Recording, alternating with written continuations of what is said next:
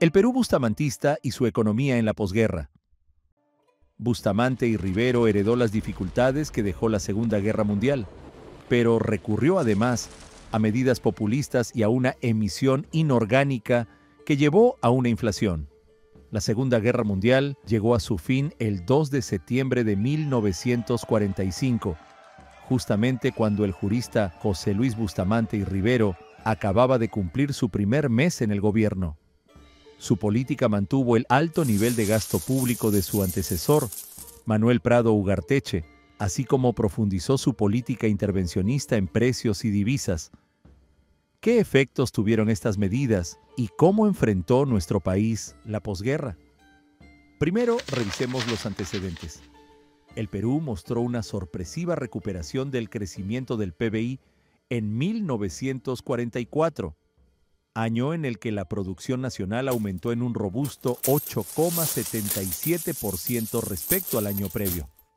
Pero luego solo osciló entre el 2,8% y el 3,4% hasta 1948, gracias básicamente al positivo desempeño que mostraron actividades como la minería, la construcción y la manufactura.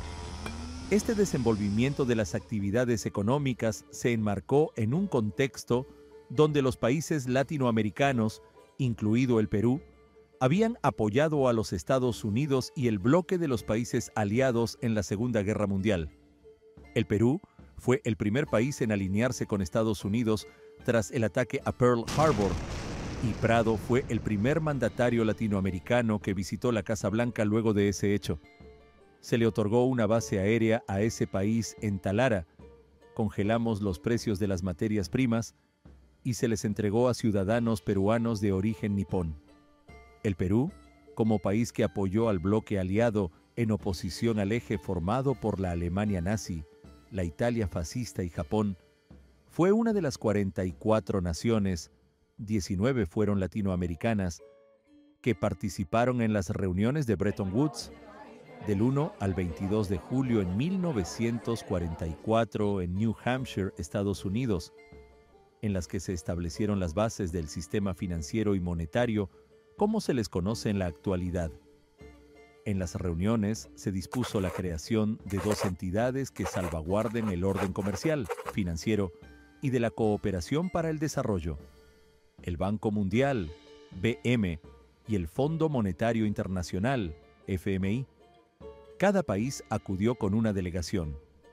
En el caso de la Comisión Peruana, esta fue liderada por el economista y periodista Pedro Beltrán Espantoso, dueño del diario La Prensa, quien había sido miembro del directorio y vicepresidente del Banco Central de Reserva del Perú, BCRP, durante el gobierno de Augusto B. Leguía, y luego lo presidiría en el periodo 1948 a 1950. De esta manera, la posguerra fue recibida por el Perú en un escenario donde el nuevo orden económico ya lucía definido, pues las 19 delegaciones latinoamericanas respaldaron mayormente las propuestas estadounidenses antes que las británicas del economista John Maynard Keynes. Una de las decisiones más relevantes que se tomó fue la adopción de una moneda para el intercambio internacional que hasta hoy todos usamos en la mayor parte del mundo: el dólar de los Estados Unidos. Durante la posguerra hubo una fuerte entrada de capitales extranjeros, especialmente de Estados Unidos, que buscaba nuevos países aliados para recuperar sus suministros, luego de que las relaciones con países del Asia se vieran afectadas. Esta situación se extendió desde 1945 hasta 1956, comprendiendo las administraciones de Bustamante y del general Manuel Odría, 1948 a 1956, quien mantuvo relaciones incluso más estrechas con los Estados Unidos.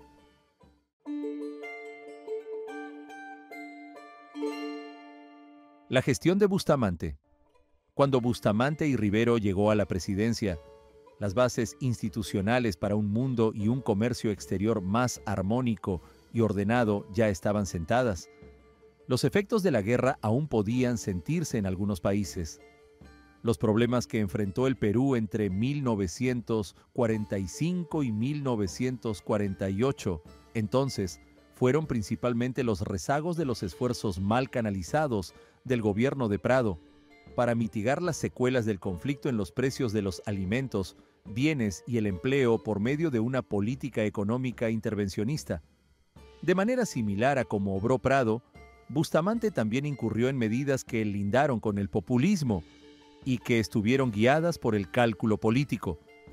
Aunque sus intenciones fueron inicialmente las de establecer un régimen económico ortodoxo con su ministro de Hacienda, Rómulo Ferrero Rebagliati, este intento terminó con la temprana salida de octubre 1945. El ortodoxo Ferrero fue sucedido por ministros muy heterodoxos.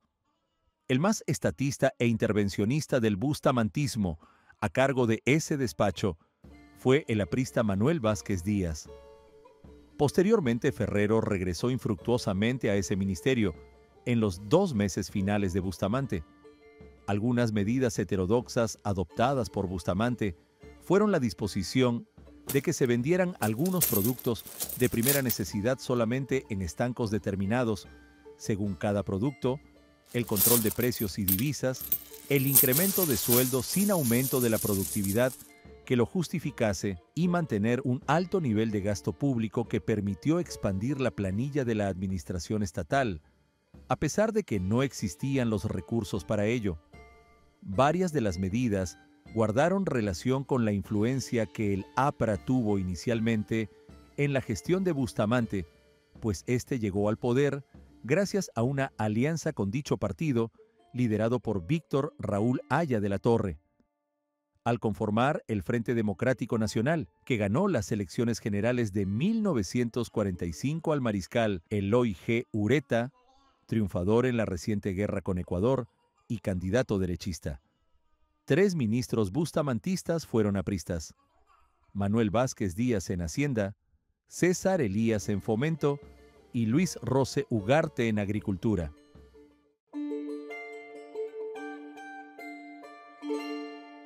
Populismo, inflación y alimentos por las nubes.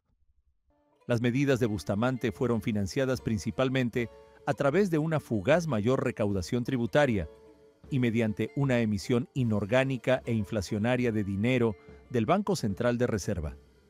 La mayor recaudación fue posible gracias al incremento considerable de los precios internacionales de materias primas como el algodón y el azúcar, debido a que al aumentar estos últimos, también se elevó el monto que se percibía por el pago de impuestos a la exportación. Otros casos de alzas fueron los de la plata, el cobre y el oro.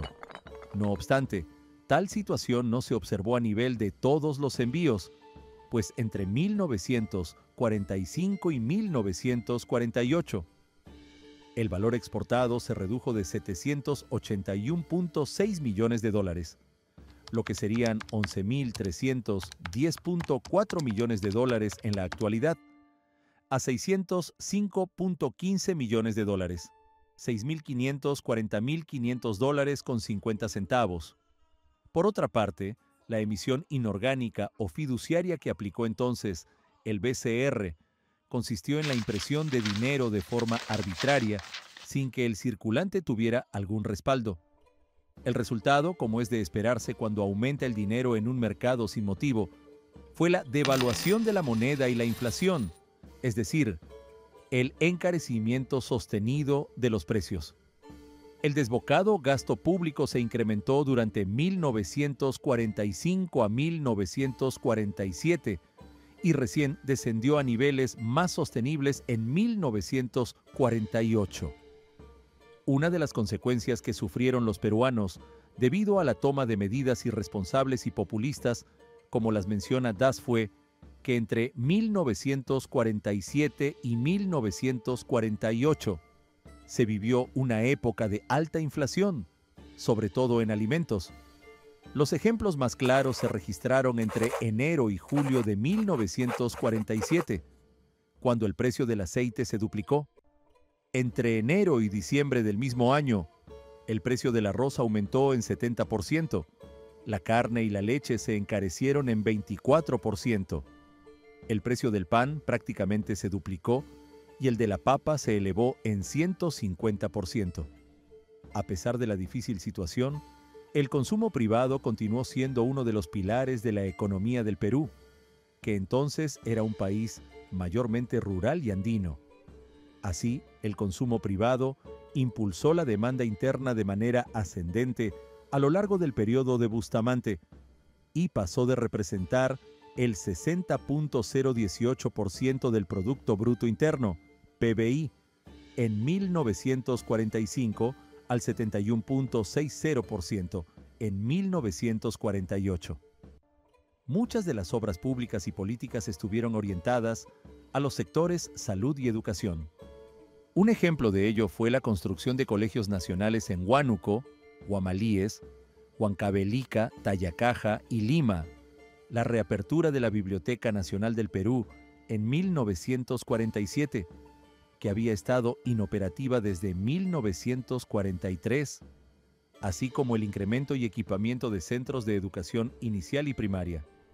En el caso de la salud, se construyeron o iniciaron obras de hospitales y se amplió el Seguro Social Obrero mediante la incorporación de los canillitas al sistema, y se abrieron nuevos centros de atención para los asegurados.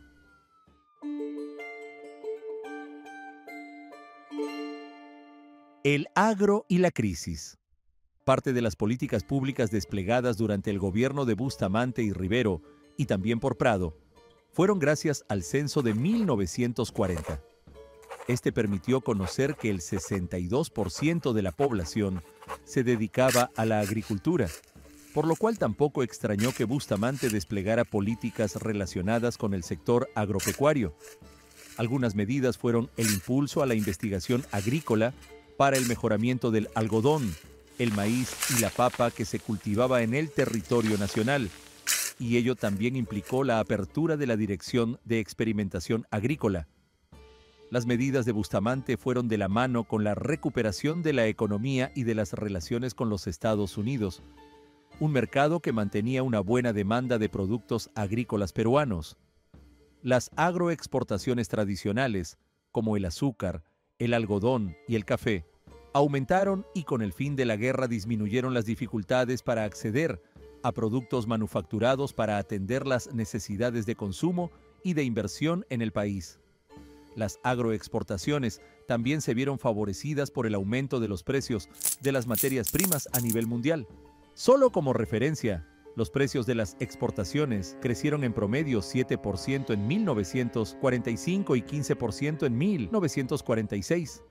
Además, el volumen de los despachos aumentó en 15% en 1945 y 26% en 1946, por lo que el valor de los envíos pasó de $103 millones, $1,490.5 millones actuales, en 1945 a $151 millones, 2017 millones de dólares hoy, en 1946.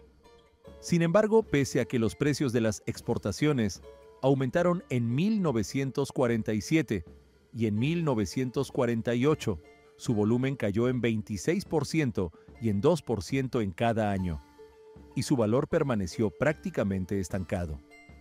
A pesar del relativo desarrollo de las principales actividades económicas del país, como la industria, la minería y el comercio, las políticas como los controles de precios y la falta de manejo político de Bustamante para lidiar con una oposición y sector empresarial que lo rechazaba, ocasionó el empeoramiento de las tensiones políticas que se vivía casi desde el inicio de su gestión.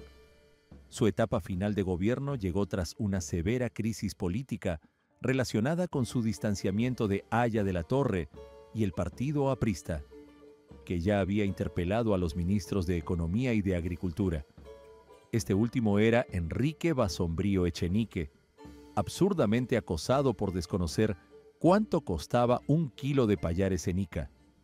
También hubo otros sucesos políticos muy desestabilizadores, como el asesinato del entonces director del diario La Prensa, Francisco Graña Garland, y la ausencia de un Senado en funciones por largos meses, debido a un boicot parlamentario.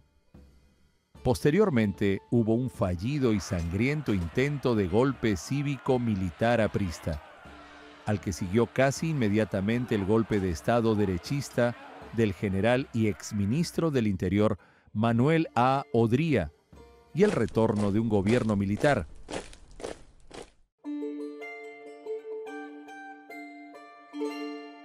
El retorno de la fiebre del caucho por la guerra. La Segunda Guerra Mundial también tuvo un impacto en nuestra selva y en la Amazonía entre 1942 y 1945, pues reavivaría la extracción del caucho, actividades que habían tenido su auge en décadas pasadas. En esta ocasión, el impacto favoreció principalmente al Brasil, aunque el Perú no quedó de lado, debido a que las fuerzas japonesas habían logrado dominar militarmente el Pacífico Sur durante los primeros meses de 1942 e invadir Malasia. Tomaron el control de las zonas caucheras de Asia, afectando directamente a Estados Unidos, que importaba ese producto. De esta forma, Japón ocasionó que los países aliados perdieran acceso a casi el 97% de la producción de caucho asiático. Buscando una alternativa de solución, el gobierno estadounidense pactó un acuerdo con Brasil, el Acuerdo de Washington, que significó una operación a gran escala de extracción de látex en la Amazonía. Miles de trabajadores de varias regiones de Brasil se lanzaron a la arriesgada aventura de extraer el apreciado recurso. La región experimentó la sensación de riqueza y pujanza, aunque el periodo fue efímero, ya que estuvo condicionado al periodo del conflicto bélico mundial. El dinero volvió a circular abundantemente en Manaos, Belén y en ciudades y poblados vecinos, fortaleciéndose la economía regional. El órgano internacional Rubber Development Corporation, RDC, financiado con capital de los industriales estadounidenses, costeaba los gastos de desplazamiento de los migrantes. Nuestro país también experimentó esta nueva ola de extracción cauchera.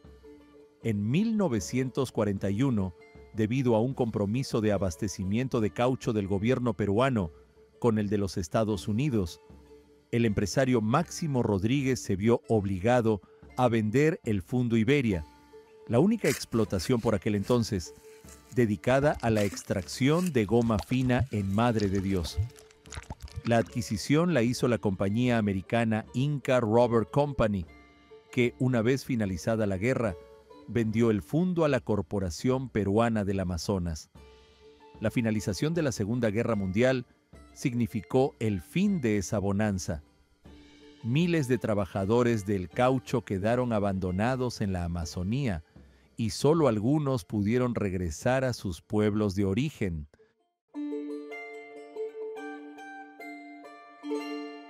Lo que nos dejó la Segunda Guerra Mundial. Tuvimos una caída en exportaciones, desempleo y las primeras migraciones.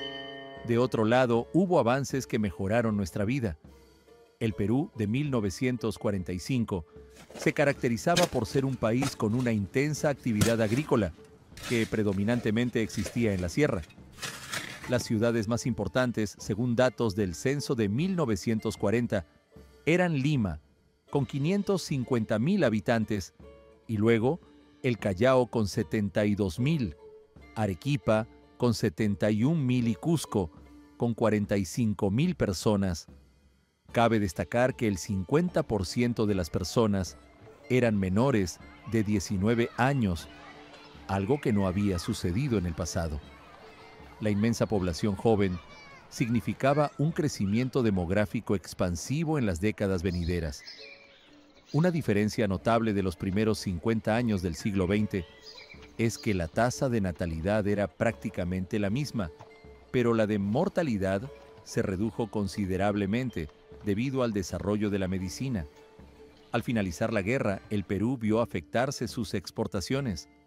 Los menores envíos al extranjero sacudieron fuertemente a la clase trabajadora de la sierra, pues miles quedaron sin trabajo. Este hecho marcaría el inicio de las migraciones internas hacia la costa. En 1940, el crecimiento de Lima duplicaba el del resto del país. Esta acelerada migración interna y la falta de planeamiento urbano explican parcialmente el caos urbanístico que aún se vive en Lima.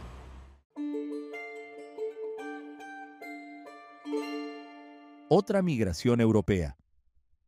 Se observó durante los últimos años de la guerra el repudio que creció hacia los ciudadanos de los países miembros del Eje. Esta actitud xenofóbica fue aún más fuerte hacia los migrantes japoneses.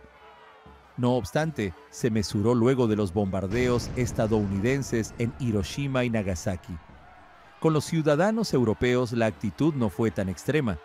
Más bien, muchos europeos huyeron del hambre y el horror que asoló sus tierras y emprendieron un éxodo hacia Latinoamérica.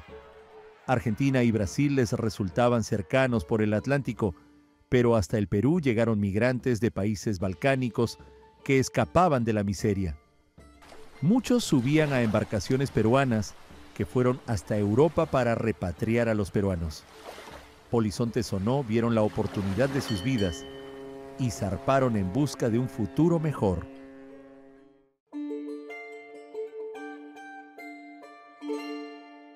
Tecnologías que quedaron. Otro aspecto que dejó la Segunda Guerra Mundial fue el legado científico y tecnológico.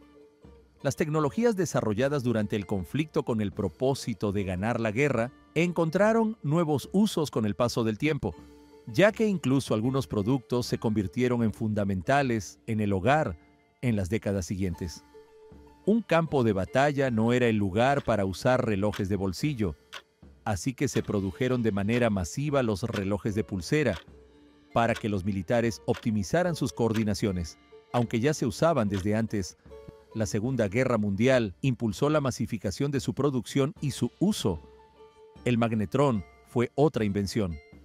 Su desarrollo permitió la emisión de microondas que jugaron un papel determinante en el uso del radar. Un ingeniero estadounidense notó que su barra de chocolate se derretía al usar los radares, y sus experimentos llevaron al desarrollo del hoy común horno microondas. Por otra parte, los radares se usaron en meteorología para las predicciones del clima. Algo similar sucedió con los procesadores. La guerra aceleró la necesidad de tener uno de mayor velocidad. La computadora ENIAC hacía miles de cálculos por segundo. Y finalmente, en el campo de la medicina, mejoraron técnicas y tecnología para las transfusiones de sangre, injertos de piel y tratamiento de traumatismos. La necesidad de tratar a millones de soldados también requirió la producción a gran escala de tratamientos antibacterianos, lo que supuso uno de los avances más importantes en el siglo XX, la producción masiva de la penicilina. Estos avances médicos también ayudaron a combatir la mortalidad en el Perú. En 1940 esta era de 27 por cada 1000 habitantes, mientras que para 1961 se redujo a 15 por cada 1000 personas.